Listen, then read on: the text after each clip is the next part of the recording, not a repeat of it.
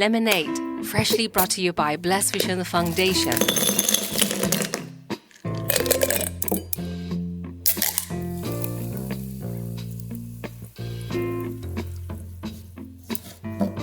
This episode is sponsored by Rotary Club of Mandarin Hong Kong.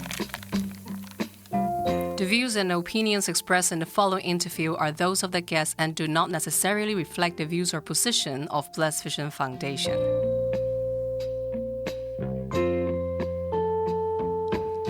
Welcome to Lemonaid tonight. I, Carrie, and I have my friend Linda with us. And tonight we will explore a quite a serious topic that we think that this many people should know about this.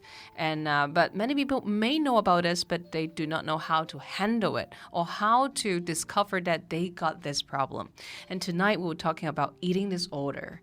And Linda, actually, she got a very rich experience because she got her personal stories too, which is about her daughters also experienced the eating disorder, and now is so honored that she's come here and want to share with her experience and hope that her experience can help those who need it. Hello, Linda.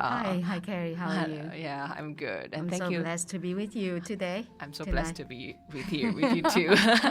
And I know that you have two daughters, Yes. and they have eating disorder. How you find that they got this eating disorder in the beginning? Well, when they were growing up, oldest daughter Jackie, she was in primary 5 or primary 6. When I got a call from the school for her basketball practice, Jackie has fallen and tripped over and broken her palm. The reason why she fell in the basketball practice was that she has not been really eating, and she looks particularly pale, not skinny but pale. And she said, "No, I didn't faint. I just tripped." And from then on, I realized that it's more than basketball practice. She was in a very bad mood all the time, and she was really very much to herself, and she didn't really talk much. And then on, I realized that she has a problem. But I didn't know that it was eating disorder. I just thought that, she was not eating that well, And then how you discover that and diagnose that, okay, she is have like eating disorder? What is the process? Okay, well, there comes a string of issue that she was not happy at school. She used to be very popular, but then all of a sudden she has some issue with the teacher. And then she has issue with friends, and then she will have issue with us, with her. With your parents. With me and my husband, and sometimes issue with her little sister. So back in those days, I think she was about 11, 12, at the age of puberty. So I thought that, that was part of growing up. Part of being moody. Right. She was not sleeping well, and she was isolating herself in the room all the time, and she would be standing up all the time. Standing up? She will be standing up. She will be watching TV in the lounge room on the sofa, but she will be standing behind the sofa and watch or whatever. She will be standing up doing her homework. I said, well, why standing up? Why standing up? Yeah. Later on, I found out that it was compensation exercise. If she eats, then she will have to exercise to lose the calorie. Oh, yeah. Okay. So she calculate every calorie in and out. Later on, I realized that she's not only just counting calories, she's counting the number of rice that she took. Number of rice? Yeah, number of rice. Of rice, yeah. So, there was this one time when she was still denying herself of food. And we went on a family trip together. And of course, a family trip with a lot of food, travel right? agency, they arrange food. You must sit down, eat together, and then you are taken from place to place. But she'll be sitting down and count the number of rice. Instead of eating, she will be arranging the rice into different alphabets. So she'll be putting up pictures. Yeah, and then she'll be carrying a backpack weighing about 10 kilos of things. She would be carrying it all the time. Yeah. And I said, wow, it's too heavy. Yeah. And she said, well, we are sitting in the bus all day, and I want to carry this to make me feel safe. And actually, it is a compensation exercise issue with them because they feel that they need to be exercising all the time. And how it's the stage that finally she admit that she got the eating disorder. There was no admission from her mouth, but I did one thing that I was not supposed to do is I peeked into her diary, and she was saying that she said I have eating disorder. Oh, she know it. Yeah, she actually said that I have anorexia, and she knows something went wrong in the body. I think it was not just in the body. I think it is in her mind as well. I think it is her struggle to find some control. Yeah, so she needs to have control over something, and I realized that my girl has been like an overachiever. So she wanted everything to happen perfectly. So if it doesn't happen perfectly, then she ought to control it. And plus, she is undergoing the state of puberty, and she is afraid. She is really afraid to, I suppose, to put on weight. And then lose, the slimness. What more is that then I realized that her menstruation has stopped. Oh. And she was 13. I think it has stopped for a year already. A year? Yeah, for a year already. So, of course, I look for help. The school, the teachers are amazing, but they're all very loving. But not all teachers would have known about the onset of eating disorder in young people. So, and they just say that, Linda, you shouldn't be too much worried about it. Your daughter is a great daughter.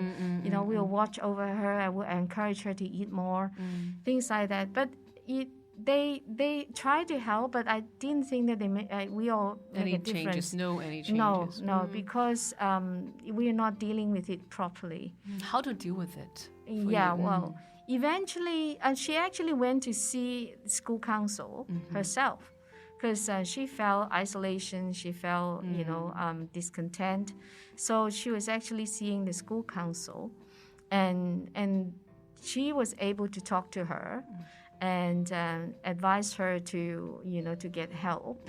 But when I talked to the school council, she would not disclose anything that she. Yeah, I was mad about that. But then I come to respect that it's what their role is to keep the girl's interest in mind, and if she doesn't want me to know, then it is she has to she have to keep as a secret. We went on to look for different organizations in Hong Kong, asking for help, and I thought if I can find a psychiatrist, psychologist, or a doctor to give her the right pill, and she will be just the situation will turn around. But that's not the case. Then, with the help of the information that the school council gave me, I get on the phone and call, and eventually I found the Hong Kong Eating Disorder Association, which is primarily an organization to set up for helping parents to have support group, as well as providing counsel to the patient support group. How did they help you in the process? Well, they wake me up in the first place. And the first time I sat there, I remember the 10 do nots, the 10 rules for all the parents do not do. Do not mention eating. Do not worry, or do not fight over control. So all those rules that we have to follow. I said, well, how come they are not eating? How come I should not be mentioning food at all? Because that's not the issue. The issue is not the food. So that is a hard lesson for me to learn. The problem is the fighting for control, the perfectionism that is unattainable, and the inability to deal with stress. Yeah. So when and for it to happen to a 13-year-old child, it's mind-boggling. I thought that I was a pretty good mother to provide everything. So what kind of pressure can force you into choosing to control your to limit your intake of food rather than just resolving the issue that you have?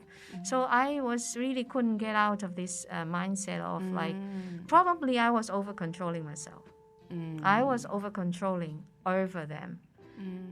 Probably that was the issue. Oh, then at that moment you try to, maybe I over controlling. Is that moment you gradually? It came really gradually. Because as a mother, the first thing I worry. First thing I do when they're sick, I worry, and then the solution I have in mind is to find that magic person, the magic doctor, the magic psychiatrist, the magic psychologist, to just fix her. Okay. But that is not the way to fix this. This is the hard lesson I learned, that the fixing starts within the family. Yeah. So I was really devastated. So when I realized that it's not a 1 week thing, it's not a one doctor thing, then I realized that I need to learn. I need to learn, and I need to change the way I raise my children. How is that? Yeah, number one is to tell them what to do. So that is very hard because I like to know everything and then arrange for things to happen. And I even go into their school, volunteer just in order to know what's happening. I even want to run the school. Yeah, so that's what, when I found that I was a helicopter parent. Yeah, I think that is kind of, you even want to run the school in order to help my child. Yeah, to achieve whatever they are meant to. Their potential has to be realized. Okay. Yeah, so nothing beats such great and unique children of mine. So I was so proud. Anyway, so I learned a big lesson. I will learn a big lesson that children have to learn to stand on their own 2 feet. We, as parents, I have to let go, not to abandon them. I just let go of my control or my desire to control what they, what how friends. You realize that this is your I'm not problem, but you have to change your usually habit. How you realize it? Because I saw many people say other people say a monster parent something, but sometimes parents really hard to know. Oh, this is how I act. Well, I don't know. I even don't realize what I did. It's not good for the children. I just want to do everything good for them because the motivation is love them, right? Yeah. How do we realize at that point? Oh, I have to stop this. Okay, now let's have a rest and then come back. We'll have Linda with us. Thank you.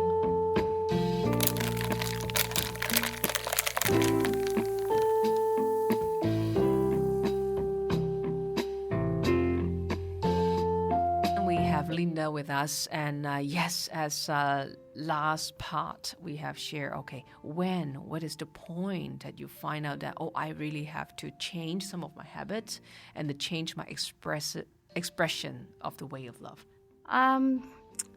I finally, it's a very humbling experience because not easy. Everything I do, the harder I try, then she will shut the door, and then we'll the harder you try, the harder she resists. Exactly. So then I realized that I am doing the wrong thing, and so this is something that is touching me because I then realized that if God gave us the choice, the sovereignty to come to Him, to believe Him, and He didn't force us to believe Him, or didn't make us a robot, or or make circumstance happen so that we have to believe and no choice. Then it is not the kind of love that that is worth loving, right? So making choices for yourself is very valuable. And I should really let go of the control so that my child can genuinely be able to walk on a path that they decide and feel that they have the control. So that gradually come to me, and there is another factor in play. That at that time, my husband and I are actually experiencing difficulty in our marriage, and in itself is that she's a very sensitive child, and she saw the undercurrent. We fought. When we have an argument, we fought outside. We tell the girls that we will go for a walk in the park, but then once downstairs, we just start yelling, and we thought that we covered up very well, but little do we know that we actually have vibes, and she can feel the energy. She can feel the negativity that's between the two of us. It's an unsaid thing. So when love fails, when something fails at home, don't you think that you can put on an act? They observe, and especially children with eating disorder, they are super sensitive. I was told once that when we listen to music, for example, we just listen to there's a piano and there's a flute, but for a child with eating disorder, their sensitivity will be like a Mozart. So we just heard the song, the melody. Mozart will be just composing further. So they pick up the emotions, yes, and in home about you and your husbands. They realize something happened. But did they really know what happened? I mean, did they ask you, or do they have that is another thing. They have the innate disability to express their concern. But they knew, they understood, they knew that there is something wrong, but they will not try to solve it. But they will just take the pain and take the emotions or inside. Yeah. It's just like pouring some poison to a plant. What can they do? They just absorb.